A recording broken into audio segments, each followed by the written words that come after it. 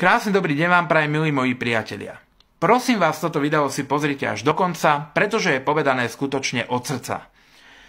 V poslednom čase o mne vznikali rôzne videá. Niektoré boli pozitívne, niektoré boli negatívne. Z pozitívnych videí sa mi veľmi páčilo video, ktoré sa ku mne dostalo nedávno, kde chalan zaspieval moje kukuričky Bonduel a zároveň ich zahral na saxofóne. Toto video bolo naozaj krásne, úžasné, veľmi si to vážim, že takéto video vzniklo a dokonca v tom videu som bol aj označený.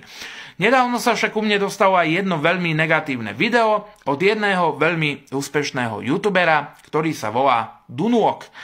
Dunwok má asi viac ako 700 000 odberateľov. Tento človek je úspešný, pretože toľko odberateľov získať, klobúk dole. To určite áno. A naozaj ten koncept, ktorý robí veľmi dobre, pretože inak by toľko odberateľov a sledovateľov nemal. Ale zaujíma ma jedna vec. Prečo takýto človek, ktorý je naozaj skutočne úspešný a buduje si svoj koncept, musí niekoho ohovárať alebo mu ubližovať takouto formou, že ho vlastne spropaguje vo svojom videu. Má to takýto človek vôbec za potrebu? Položme si ďalšiu otázku. Ja mám na TikToku, milí priatelia, možno už takmer 600 videí. Není ich ešte 600, ale verte, že ich bude aj ďaleko viacej.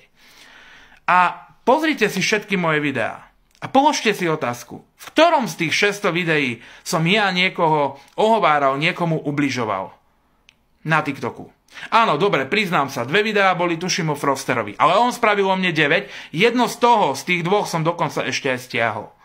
Jedno tam tuším zostalo, kde som ho len tak okrajovo spomenul a kde som mu neprijal nič zlého, len som mu prijal, aby sa mu v živote darilo. Tak povedzte mi, prečo ľudia, ktorí sú naozaj úspešní, ktorí majú úžasný koncept, 700 000 odberateľov, robia to dobre, sa potrebujú takýmto spôsobom zviditeľniť? Dokonca už aj na story Rytmusa som videl, ktorý zdieľal informácie od Dunwoka. Ale ja si Rytmusa veľmi vážim a Rytmusa mám naozaj skutočne rád. A je to pre mňa veľmi úspešný človek, ktorý si naozaj budoval svoju kariéru od úplnej omrvinky. On od úplnej omrvinky sa naozaj vypracoval a dostal tam, kde sa dostal. Čiže Rytmusa si veľmi vážim. Ale naozaj informácie, ktoré šíria títo ľudia, ku ktorým som sa už aj vyjadril, ktoré nemajú v podstate ani overené, ani teraz keby sme si zobrali, že kde tie informácie vznikli, odkiaľ prišli, kto tie informácie dal ako prvé von, kto ich dal, sú overené. Už by sa nikto k tomu nepriznal.